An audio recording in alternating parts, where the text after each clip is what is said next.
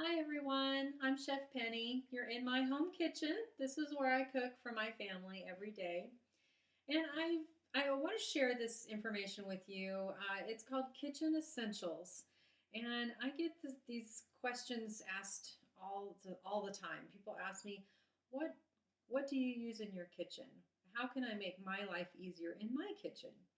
Well, I'm here today to give you those solutions. And right down here below my of this video in my blog, I'll give you a handout so you can give it to someone, share it, print it out, take it to the store with you when you're ready to make some upgrades in your kitchen. If you're getting married, this is a great list. This is a great go-to if you don't know what to get that new bride. Check here first. I've got some ideas for you. Also, if you're moving into college, my daughter moved into a dorm that had a kitchen, so they had to supply it. So this would be a great list for that. And bear in mind, these are the essentials. Now, I'm saving my good ones for last. And I've got two items here that I absolutely love, and they're always a part of my kitchen. But to start off with, I think everyone needs basic measuring spoons. These are all hooked together just like that from an eighth. This one has an eighth of a teaspoon. It's kind of rare to find. You know, it's kind of like a pinch. You don't really need it, but it's there. All the way up to the tablespoon. So the tablespoon is the large spoon, and then the teaspoons are smaller. So here's a tip. 3 teaspoons equals 1 tablespoon. So let's move on to measuring cups. Everyone needs a great set of measuring cups. When you've got one like this, you dip it down into whatever you're measuring, and then you level it off, and then you've got exactly what it says. This one's a quarter cup. So I teach high school, and sometimes they'll just fill it up like halfway, and they're like, Chef Penny, is that a quarter cup? And it's like, well, no, because it's not all the way to the top. So remember, if you're using quarter cup, third, half, whatever, make sure it's all the way to the top and then level it off with something flat. All right, so the next thing that I think is essential, maybe not 3 of these. This is what I have in my kitchen. I actually have a couple more over there. But these are liquid measuring cups. I have 1 cup, 2 cup, 4 cups here, just depending on what I need it for. And these are great because you can pour in your liquid, step back, see what size it is, and if I'm at the back of my kitchen, then I can pour it in over there, and then I can come over here and I'm not going to spill it. Now, if you use this as a measure, as a liquid measure, and you come up, then you're kind of teetering with it, hoping that it won't spill. So invest in these. They're not that expensive. You can find them in most department stores, even the hardware store. Go figure. Okay, so the next thing that I have that I use every single day is a set of cutting boards. I have 2 sizes. I have my large one, and then I have a small one. These are plastic. They do come in nice wooden ones. I may upgrade to that here one day. But I do like these. They're pretty sanitary, and they have this particular brand has a rubber edge on it, and that just helps so it doesn't slip. Now, if you don't have one, don't go out and buy one that has a rubber edge. If you happen to have one at home, get a paper towel, get it moist, set it on your countertop, set your cutting board on top, and then it won't move.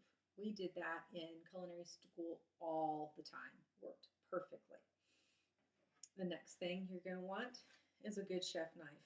You don't have to spend $100. Can if you want to, but there's great alternatives out there that for around $15, $20 if you're just getting started. And maybe, later on, if you want to upgrade to that really nice knife, do it. This one was part of my kit when I was in culinary school in Fort Worth. Great knife. I've had this many, many years. Keep it sharp. That's the key. And I like to have these little sheaths so I can slip it in there, and then when I pop it in my drawer, it's not going to get all bent up. Okay, so let's see. The next thing, a good can opener. This is one that stumped so many people when we were running the cooking school. They would try to do it, typical ones are kind of like this one. This goes on top, clamp it down, twist the little twisty thingy up here, and then what it does is it releases the glue seal off of the can instead of creating shards of metal. So invest in a good one. And we need mixing tools. I've got 3 different kinds here. This is not really a mixing tool, but funny story, this is a spatula and this is a spatula. Huh. They don't look anything alike.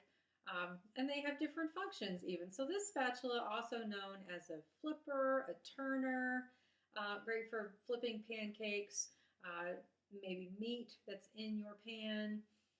It's just nice to have. I like to get one that's not a metal surface because I don't like to scrape my pans up. And this one is heat resistant. So make sure that you buy one that's heat resistant. Typically at the dollar store, you're not going to get that. So here is a good heat resistant rubber spatula where you're just trying to get your batter off the sides, scraping down the sides of your food processor.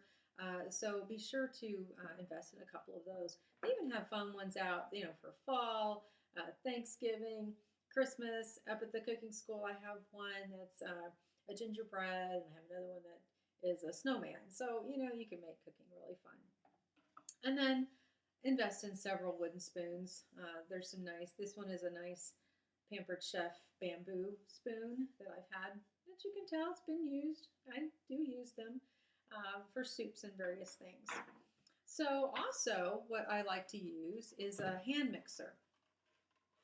So I didn't pull out the beaters, but it comes with several sets of beaters. You have your typical beaters, and then you have a whisk and sometimes a dough hook. And then you just push this little lever down, and then they pop out, and then they can go in the washer. This does not get washed. You can just wipe it down with a damp cloth. Now there is a whisk, just a regular whisk. I didn't pull it out, just a hand whisk that you can use as well. Now for hot items, always have a set of hot pads near your oven. Wherever it is, you don't want to have to walk across your kitchen to get it. So I always have a drawer right next to my oven, and that's where they are, always, no matter where I've lived. So these are a pair of hot pads. I made these a few months ago. And then over here is my trivet. And there are some surfaces that you just don't want to put hot items on.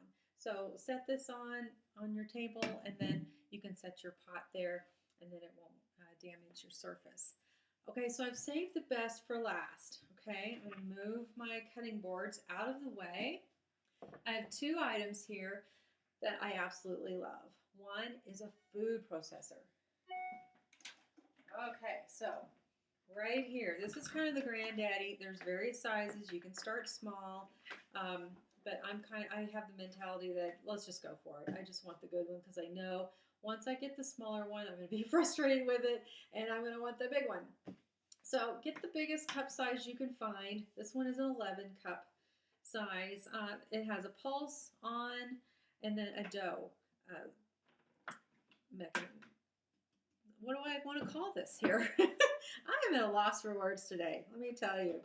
Okay, so to get this on and off, it will not run unless everything is on exactly right. So you want to make sure it's right here. You've got your blade, pop that in here. Here's your lid.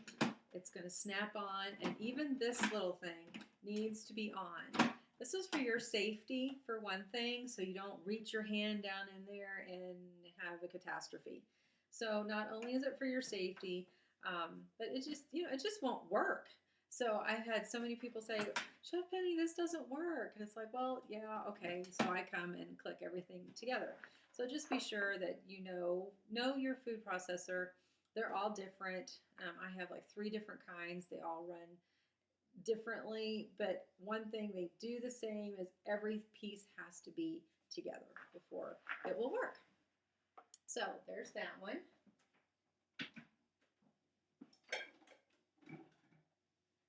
All right, everybody knows what this is. I don't even need to say. It's a blender.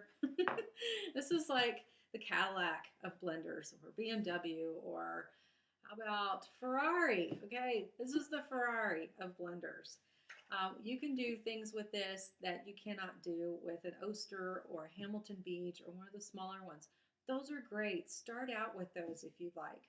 But ladies, if you are getting married and you're working on your registry, put this on there. It won't hurt to put it on there. Maybe you'll have 5 people get together and buy this for you. This is the best thing that I have ever purchased. This one here is almost 10 years old and it's still going strong. I use it almost every day. I keep it on the countertop. I don't put it away. If I put it away, I won't use it. It'll just sit there. I mean, you know how you are. So it has I believe this is a 64 ounce vessel. They do come with one that you can get that's 32, that's a little smaller. But you'll see this has a narrower base than the food processor that I had out earlier. So I like to do more liquid items in here. The other one I'll maybe chop veggies. Maybe I'll chop up an onion, or I'll make hummus. I'll puree some soups. You can make soup in here. You can run this thing for 8 minutes and you'll see the steam come out of the top and it won't burn it up. That's the beauty of it. This is an heirloom piece that you will have in your kitchen. This is something you will actually pass down. Your kids can't wait to get this, if you haven't bought them one already for Christmas. So a tip that I like to tell everybody, don't start on high, okay? Start it on 1 and then on variable, then turn it on and work your way up. Because if you start out on high, whatever's in there is going to explode, and you don't want to do that. So there you have it. You have my essentials. Look down below. I'm going to have a list for you. And, have fun in your kitchen and eat well every day. So have a great day. I'm Chef Penny, and I'll talk to you soon.